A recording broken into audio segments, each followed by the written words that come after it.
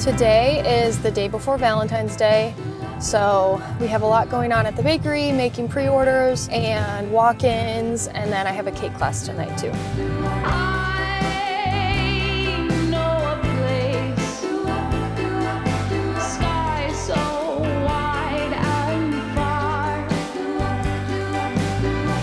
This week, every day has been long days just prepping as much as we can beforehand so that these days leading up to Valentine's Day aren't too bad. Anything we can prep, we've been trying to do. Preparations, knowing numbers for Valentine's Day. Now that we've been in business for like 5-6 years doing every holiday, we have a much better idea of what we need to do. So we base off of like how many pre-orders we have. Those are specific numbers. For walk-ins and other orders, we kind of look at like the weather, what day of week it is. There's kind of a lot that goes into it. For ingredients, that is always kind of tricky. We kind of know what we go through week to week on average, so that's like our starting point. And then if we know we have a really busy week coming up or special orders, then we'll go ahead and order a few extras of things. Most of our stuff is shelf stable for a while, so like butter doesn't go bad for months. Flour, sugar, you know, you can have for a long time. So I like to kind of over order. So I was gonna do it all at the same time. Okay. Just cause, yeah, we have a full class tonight and we're pretty low up front on things. I'm gonna bake all of these that were out.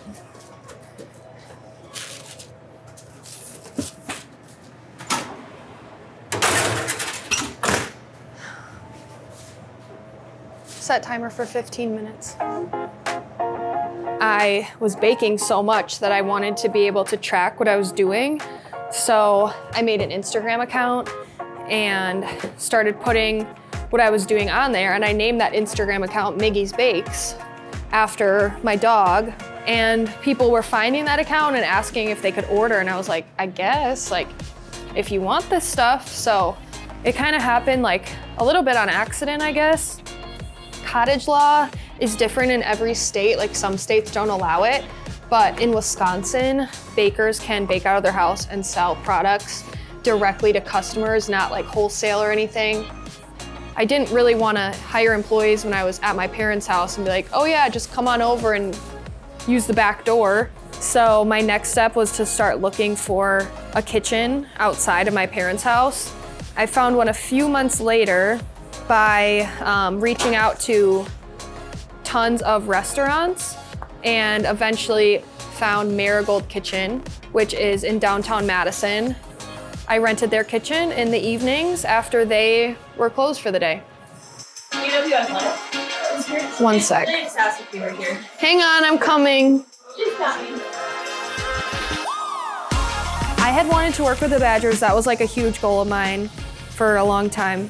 And I just started reaching out to emails on their website of people that I thought sounded like might be able to connect me if they weren't the right person. The head of catering there emailed me and was like, hey, we know about Miggy's, like, we think this could be like really great. Do you want to come in for a meeting? And I was like, yep, I'll bring samples, whatever. And I brought some samples in and they were like, this is cool. Like, do you want to make platters for every suite for the home opener? And I was like, yeah. Awesome. Awesome. Thanks, guys. We were pretty much out of room at Marigold. Like, I was starting to have to turn down more orders. So I started looking and it took about a year to find a storefront. And that's when we found this. And then took about 5 months to build out and then came in here. The loan process was very daunting and scary, and like I had no idea what I was doing, like showing up to banks being like, oh yeah, can I get a business loan? But like I didn't even know what I was really asking for. And then just starting to buy all the equipment and everything, being like, oh my gosh, like this is mine, I own it now. I can't go back now.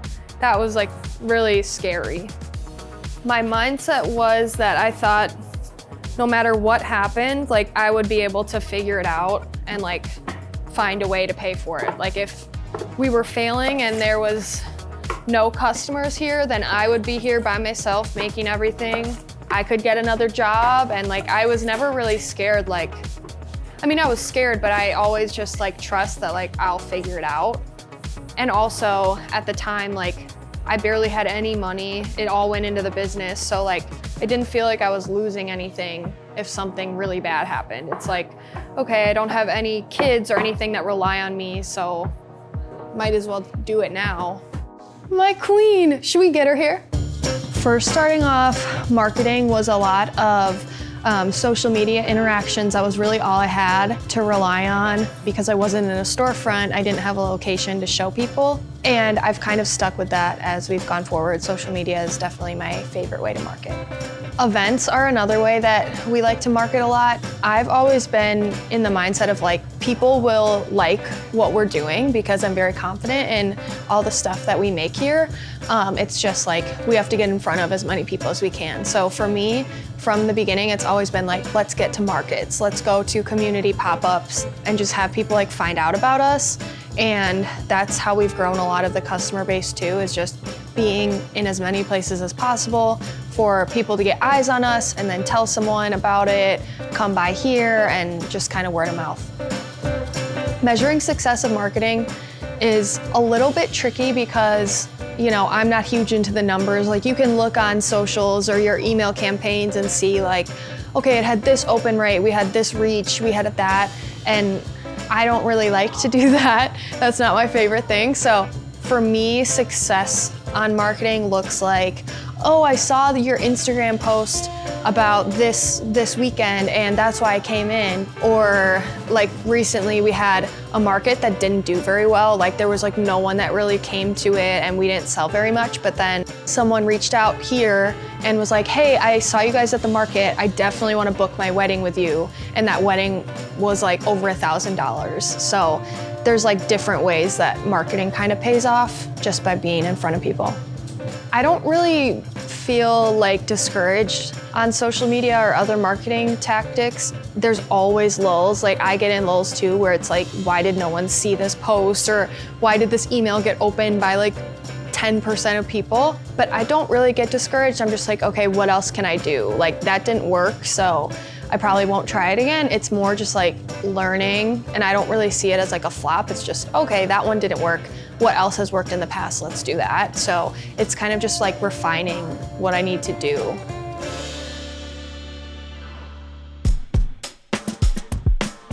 Revenue streams at the bakery would be walk-in bakery items, so anything like food-wise. Then we also have a small retail section. Then all pre-orders, so like anything placed on our website or custom ordered. We do rentals for like birthday parties and whatnot at the bakery, cake classes, decorating classes. I've done a few social media collaborations that have been paid, so that's another.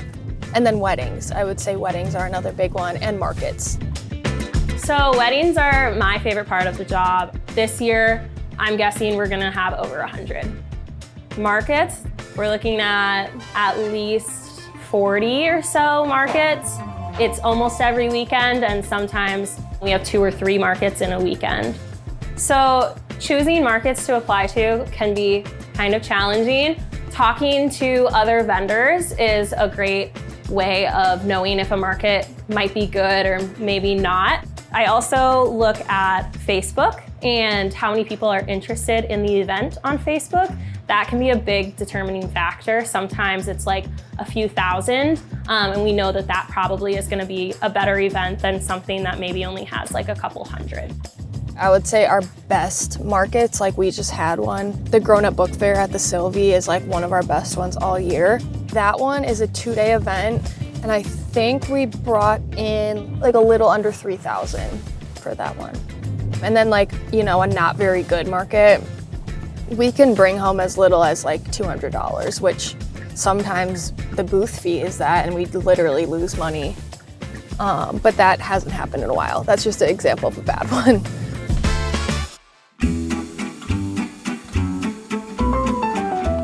Also, the floor is really gross. Like there's a lot of crumbs. If you guys could clean that up and then wipe down that table has been used. Thank you. I have to get all of the stations set up for people and then prep all like the frosting or like whatever details are being used in the class. So that's what I'm doing right now. Finances in the business, I like hate. It's my least favorite part. I've gotten better. I used to just completely ignore it because I was like, I don't want to know. But, you know, you kind of need to know. So I have an accountant and bookkeeper that just like handles everything. And then we meet once or twice a month and just go over the numbers. And, 2, 3, you know, 4, if 5, something 6, looks a little 9, off, we're like, okay, let's find out like why expenses are higher this month, or like, you know, figuring out like what happened. One thing that helps me balance the cash flow is like knowing like, okay, my payroll runs twice a month and my payroll is about 10 to 12,000 per payroll. So it's like 20 to 25,000 a month in payroll is what it is. And that's a lot. Like that number freaks people out. It freaks me out, honestly, when I say it out loud. But I know that like when the halfway through the month and the end of the month hits, I need to have that number in there. I also know when my credit cards are getting paid, I put them in between my payrolls. So not everything's coming out at one time. I also know when I have to pay rent. I know like when the big expenses are coming, so that I can kind of help manage it. But we just had to fix our fridge and that was $1,000. So there's always like things that can just happen that you're not expecting. So just always trying to have a little bit of extra cushion. The cushion varies. I like to keep enough in the bank account at all times where like we could survive without any sales for a little bit. So like if something happened, like, you know, a snowstorm or something and we're closed for a week, or I don't know, this hasn't happened, but theoretically I like to just have like a little bit of a cushion. The loan I think I got was $150,000. My interest rate it's not paid off yet, 8.5%, which is very high. So my strategy has been like just throwing all of my profits at it. I just treat it like a rent payment basically. Like I know it's gonna come out every month at the same time. I think one big difference now versus when I started is like I feel a lot more pressure, I guess, and like, you know, I have to be a lot more responsible. Not that I wasn't responsible, but it was just like me, and like now I have people that work for me full time and like the business is their source of income. So it definitely puts, you know, more pressure, and I feel like I need to be a lot more responsible how I handle certain things so that everyone's taken care of, because that's something that I think about a lot. So welcome in. If you don't know who Miggy is my dog on the wall. She is alive. Everyone thinks she's not because it kind of looks like a little like memory board, and she is. She's 8, and I started the business. My name's Shelby. I started the business about 6 years ago. I'm really excited that you guys are here tonight. Valentine's Day is one of our biggest holidays like ever. We are super busy. I just ate an Oreo for dinner and I'm feeling sugared up and ready to go. Let's go ahead and get started. You guys will want to take your cakes off to the side. I don't like to work much in the morning, so I just try to be chill, but around 5 p.m. hits and I realize, oh no, I have a lot more left to do. But I always know that's gonna happen, so I was expecting it. So I do have a lot left to do, but I feel good. I don't feel like super tired or anything. What helps with long hours like this is like, I know that it's not gonna be like this forever. And I also just like really like being here and doing this. Obviously this is like work, and I do get tired, but it doesn't really feel like work to me. Like I'm really having fun. And it's fun to like see the whole thing come together, and then we're gonna be super busy tomorrow. And you know, I saw probably like 10 people I know today, and it's fun to like talk to people and just see like everything we did. It's just fun. I just really like it. There really hasn't been like a time when I've wanted to give up or been close to giving up on Miggy's at all. There are days when I say like, I want my boss to fire me and I want to quit and stuff like that. And I'll just go home and like cry like a lot, and I'm just over it. But that feeling lasts for about 24 hours. Like it's always gone within a day. It's usually after I need like sleep or just like a break from being here. And I'll go home, reset, and I feel fine again. Like I feel just as excited. I've never lost like the excitement of being here, of doing what I'm doing. The problem is after these days, like, I'm so like hyped up when I go home. My body just like needs time to like calm down. So like if I get home really late, I still need to like sit on the couch and like watch TV. Like I cannot just go to bed. Ben's just like, let's go to bed right now, immediately. I can't. Like I literally have to stay up. Even if I'm like exhausted, I can't go right to bed. So I need to watch a few episodes, eat a snack, eat dinner. I need to eat dinner. It's gonna be chicken nuggets tonight, because that's what I've got. Time keeps ticking to the rhythm of your heartbeat.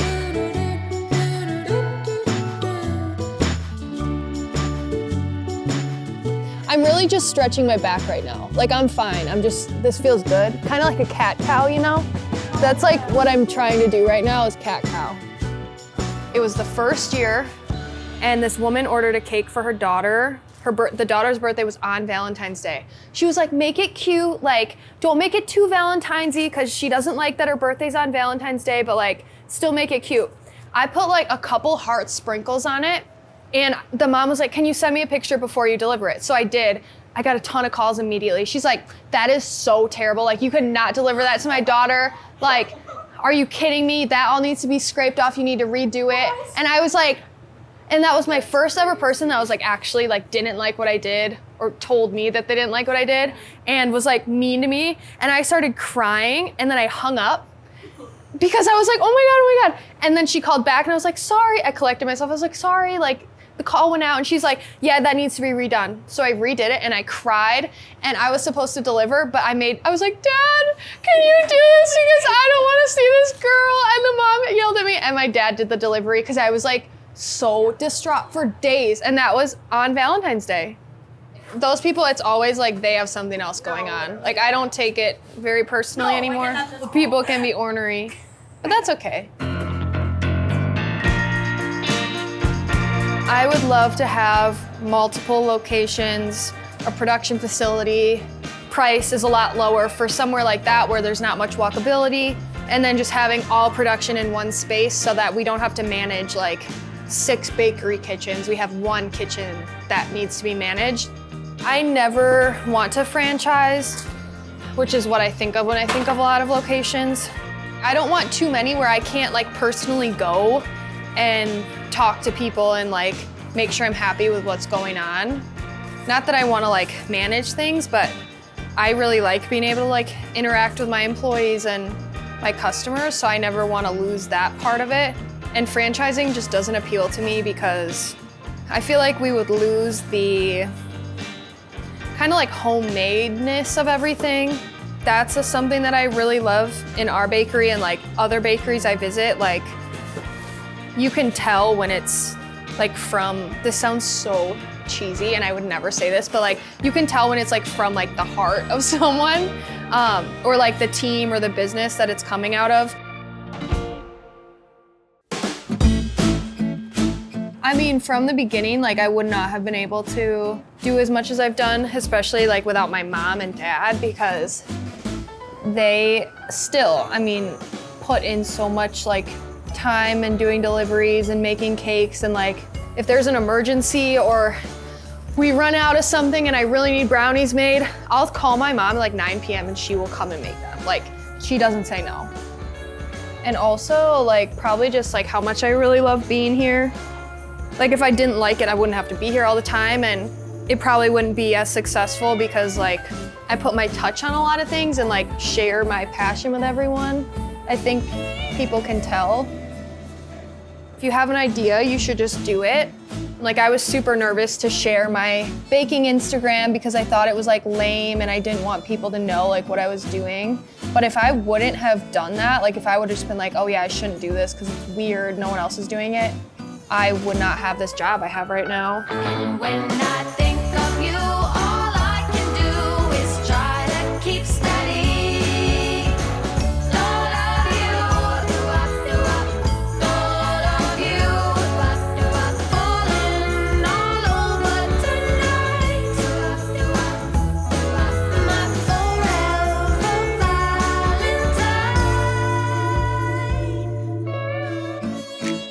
I'm heading out now. It is 11:48. I did a full mop, got everything cleaned up after our class. It is nighttime. I'm the only car left here, so time to head out. And when I think of you,